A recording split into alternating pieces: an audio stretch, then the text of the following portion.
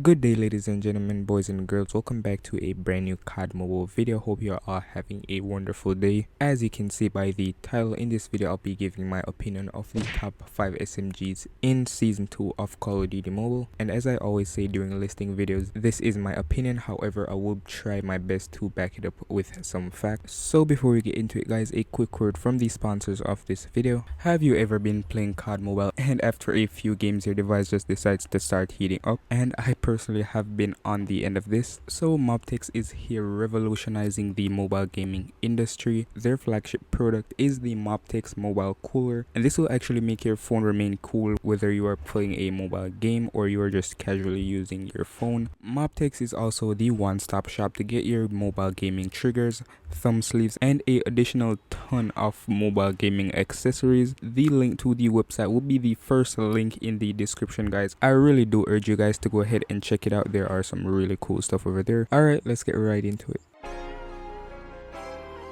Alright guys, so at number 5 I have the PDW, and I kind of think I'm a bit biased towards the PDW. If you had been following, you would have seen that I have been using this gun a lot since recently, and I really do think that it's a pretty underrated gun. And I'm not saying like it's OP or it's the best gun in the game, but right now SMGs aren't really doing too well. And when I say that, I mean like not a lot of SMGs are really top guns right now. Assault rifles are just kind of dominating still. Now, why is the PDW so underused right now in COD Mobile?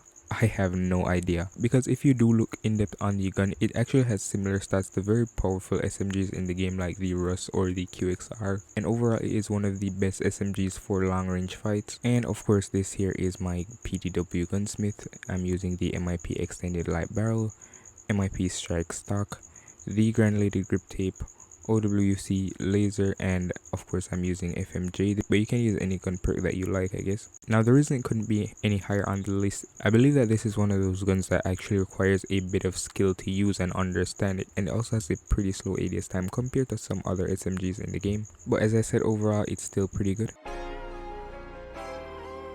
At number 4 we have the Rust 79U, and this should be a sign of how competitive SMGs are on this list, because normally the Rust 79U is in a top 3 position for each time I do a video like this. Now, even though it didn't get a nerf or anything, it is still, the pretty balanced gun, one of the most balanced guns in the game. As a matter of fact, right now there were new SMGs that were released, and also there were some buffs given to some SMGs. So either way, the Rust 79U is still a pretty good gun to use. This has pretty much been one of the most balanced guns since it was released back in season 1, and as I always say, even when assault rifles were just dominating the game, the Rust 79U still managed to hold its place, still being one of the most consistently used guns even right now. And again, as I always say, what makes this gun so powerful is how versatile it is. Now, this is pretty much one of the best guns to use at mid-range. It beats a lot of assault rifles at mid-range, and it also does pretty good work at close range as well. And as I promised, this here is my Rust 79U class. This is my default Rust class. I haven't actually changed anything since the last time I showed it on the channel, but in case there are actually people who have never seen it before, I'm using the YKM integral suppressor, YKM combat stock. I'm also using the granulated grip tape, the 38 round extended mag, and my default, which is the OWC laser. This is actually a silence class, and I did try to focus on the recoil control and it having a fast ADS time as much as possible.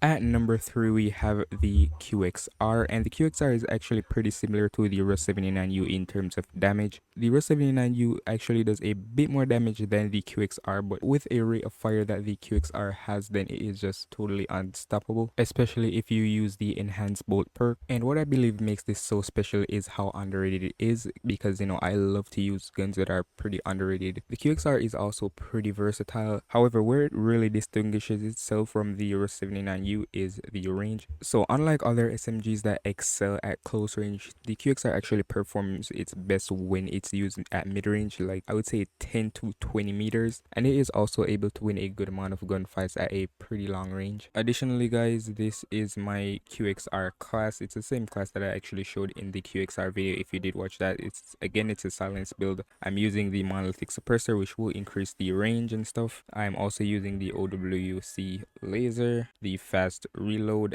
I'm also using the granulated grip tape, and as I did mention, I am using the enhanced bolt, which does increase the fire rate.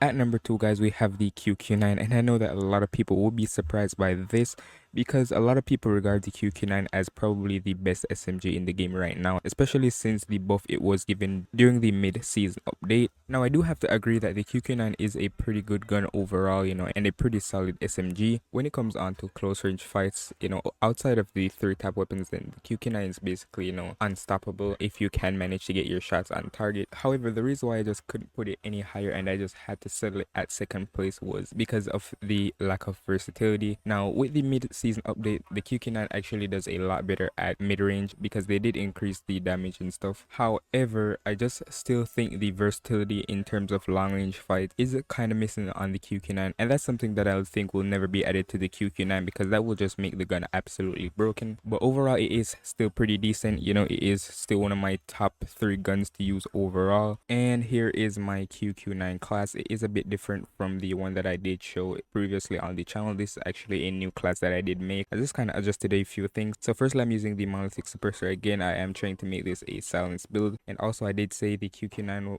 did have a bit of problems at range, so I'm trying to improve the range as much as possible. I'm also using the RTC Recon tackle along, again trying as best as possible to increase that range. I'm also using the YKM combat stock. Previously I was using the no stock, but I realized that I don't even need that much mobility, so I just used the YKM combat stock, and additionally I just wanted to make the gun a bit more steady. I'm also using the 45 round extended mag. Now, I know that some people prefer to use the 10mm 30 round. However, if you do feel comfortable using that, then that is absolutely fine. I just feel like the 45 round is better for me. And I'm also using the OWC laser.